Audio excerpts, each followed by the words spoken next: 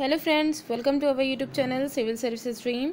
तो फ्रेंड्स, आज की इस वीडियो में हम लोग यूपीपीसीएस 2021 की टेस्ट सीरीज़ में टेस्ट 73 सॉल्व करेंगे और इसमें हम साइंस के क्वेश्चंस देखेंगे। तो आइए स्टार्ट करते हैं। क्वेश्चन 1 में देखिए, क्वेश्चन 1 में कहा गया है कि निम्नलिखित में से कौन सा युग्म सही सुमेलित नहीं है। ठीक है, यहाँ पे फसल और प्रजाति इन दोनों का युग्म दिया गया है और हमें ये बताना है कि कौन सा सही सुमेलित नहीं है। तो देखिए, फसलों में सरसों प्रजाति उसकी वरुणा, मटर सपना, अलसी सूर्या, मूंगफली कौशल। ठीक है, तो इसमें हमें ये बताना है कौन सा सही सुमेलित नहीं है। क्वेश्चन 1 का करेक्ट आंसर है ऑप्शन सी, अलसी सूर्या। यहाँ पे जो सूर्या प्रजाति है वो अलसी की नहीं है, बल्कि सूर्या प्रजाति आम की होती है, पपीता की और आलू की होती है। ठीक है, अलसी की नहीं होती। बाकी यहाँ पे जितने भी ऑप्शन दिए गए कि वरुणा सरसों की है, सपना मटर की है, कौशल जो है मूंगफली की है, ये सब यहाँ पे एकदम करेक्ट हैं। ठीक है, नेक्स्ट देखिए क्वेश्चन नंबर 2। इसमें है डीएनए में उपलब्ध कौन सा यौगिक अमीनो अम्ल नहीं बनाता है। ऑप्शंस है adenine, tyrosine, guanine, cytosine. Question 2 का करेक्ट आंसर है option B, tyrosine. Adenine, guanine और साइटोसिन, ये जो बाकी के तीनों ऑप्शंस जो दिए गए हैं ये अमीनो अम्ल बनाते हैं। ठीक है, जो टायरोसिन नामक अमीनो अम्ल है, टायरोसिन भी एक अमीनो अम्ल है, लेकिन ये डीएनए में मौजूद एक यौगिक है जो कि अमीनो अम्ल नहीं बनाता है। मतलब कह सकते हैं कि टायरोसिन मौजूद तो होता है डीएनए में, लेकिन ये अमीनो अम्ल को बनाने में ये रिस्पॉन्सिबल नहीं होता, उसमें ये शामिल नहीं होता है। ठीक है, अगला क्वेश्चन, क्वेश्चन नंबर 3।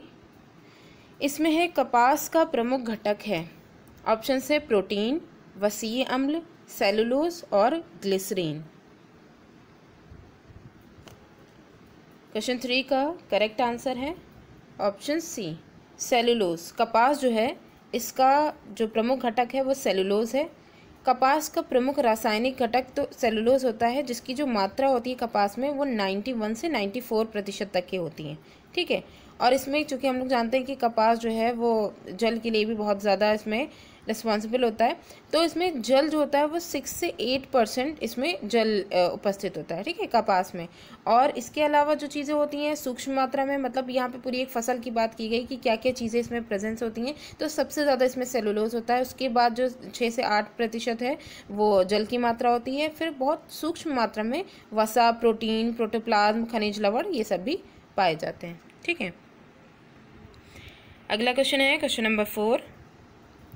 इसमें है निम्न में से किसे अश्रु गैस, आंसू गैस की तरह काम में लेते हैं। ऑप्शन है हाइड्रोजन, सल्फर डाइऑक्साइड, अमोनिया और क्लोरीन। क्वेश्चन 4 का करेक्ट आंसर है ऑप्शन सी, अमोनिया। अमोनिया को देखिए, पहले जो अश्रु गैस है वो कौन कौन सी हो सकती हैं, alpha chloro acetophenone, alpha chloro acetophenone और एक्रोलिन। ये कुछ जो है अश्रु गैसें हैं, आंसू गैस हैं, जिनके यहाँ बताए गए हैं। इनकी ये एक कॉम्बिनेशन है जिनमें जो यूज़ होता है, यहाँ पे जो चारों ऑप्शंस में दिए गए हैं तो उनमें अमोनिया का प्रयोग किया जाता है इनके बनने में। ठीक है, आंसू गैस के बनने में। नेक्स्ट है क्वेश्चन नंबर 5। क्वेश्चन 5 में है निम्नलिखित में से कौन मछली नहीं है। यहाँ पे 4 फिशेस का नाम दिया गया, इसमें हमें ये बताना है कौन सी मछली यानी फिश नहीं है। Star fish, saw fish, pipe fish और गिटार फिश। तो इसमें देखिएगा, क्वेश्चन नंबर 5 का जो करेक्ट आंसर है वो है ऑप्शन ए, स्टार फिश।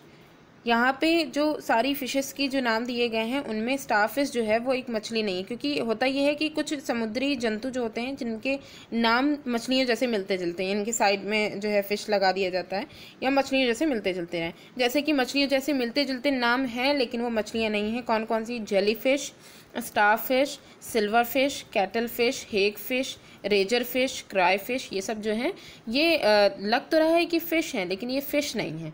ठीक है, और यहाँ पे जो दी गई है saw fish, pipe fish, guitar fish, ये तीनों ही फिश हैं। गिटार फिश जो होती है इसका शेप गिटार जैसा होता है, इस वजह से इसका नेम गिटार फिश है। ठीक है, नेक्स्ट है क्वेश्चन नंबर 6।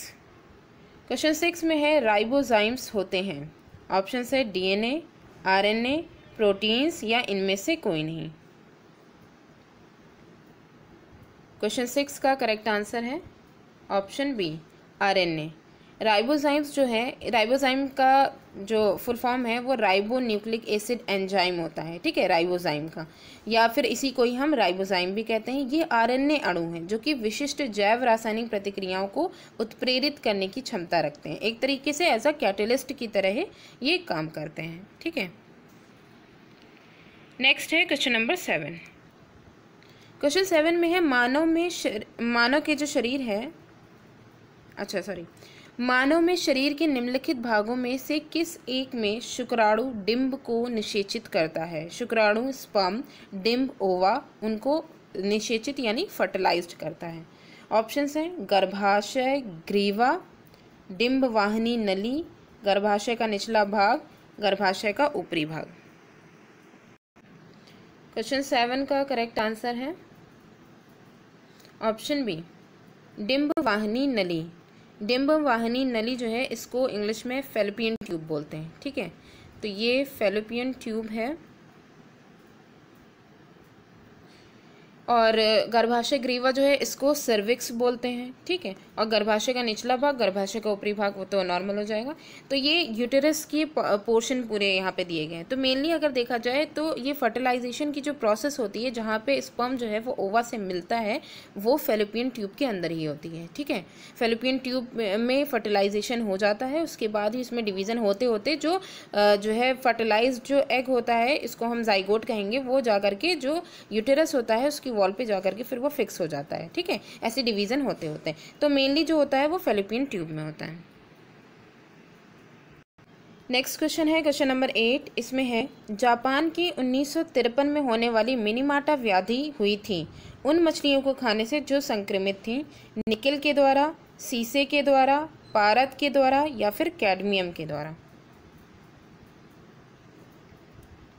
क्वेश्चन 8 का करेक्ट आंसर है ऑप्शन सी, पारद के द्वारा। पारद यानी जो पारा है Hg मरकरी, ठीक है, उसके द्वारा। तो जापान की 1953 में होने वाली जो मिनीमाटा व्याधि हुई थी, वो मिनीमाटा जो एक शहर था, वहाँ की जो उद्योग में मतलब कि फैक्ट्री से निकलने वाली जो पारे की मात्रा उस जगह की जो वहाँ नदी थी, ठीक है, इसमें बहुत ज़्यादा बढ़ गई थी, ठीक है। तो वहाँ की जो मछलियाँ हैं उनमें पारे की मात्रा बहुत ज़्यादा, और पारा जब जो है मतलब अपने लेवल से ज़्यादा हो जाता है तो ये पॉइजनस हो जाता है, ठीक है। तो उन मछलियों को खाने से ये डिजीज़ उन लोगों में हो गई थी। तो पारद जो है यानी मरकरी की वजह से ये हुई थी डिजीज, ठीक है।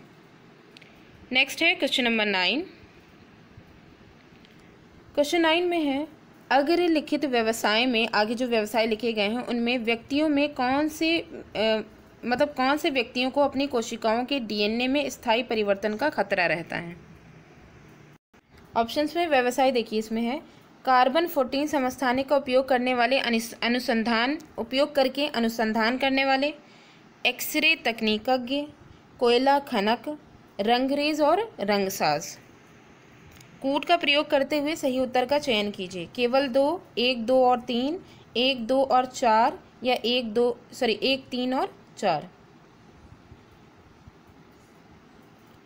क्वेश्चन 9 का करेक्ट आंसर है ऑप्शन ए, केवल 2। एक बार फिर से देख लेती है, यहाँ पे देखिए, इसमें केवल 2 में क्या है, एक्सरे तकनीकज्ञ।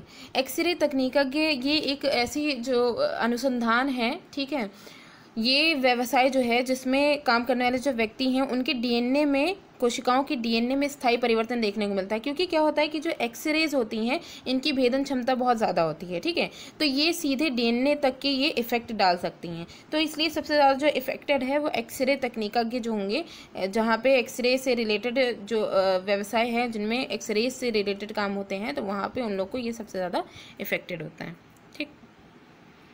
लास्ट क्वेश्चन है क्वेश्चन नंबर 10। इसमें है क्रोमेटोग्राफी की तकनीक का प्रयोग होता है। ऑप्शंस हैं रंगीन पदार्थों की पहचान करने में, पदार्थों की संरचना निर्धारण में, रंगीन पदार्थों के प्रभाजी आसवन में, या फिर एक मिश्रण से पदार्थों को अलग करने में। क्वेश्चन 10 का करेक्ट आंसर है ऑप्शन डी, एक मिश्रण से पदार्थों को अलग करने में। क्रोमेटोग्राफी जो है इसमें क्या होता है कि रंगीन रसायनों का जो मिश्रण होता है उनको पृथक करने के लिए ये एक रासायनिक तकनीक है, इसका यूज़ किया जाता है। तो फ्रेंड्स, आज की वीडियो हमारी यहीं पे ही एंड होती है। वीडियो कैसी लगी कमेंट करके ज़रूर बताइएगा। Thanks for watching.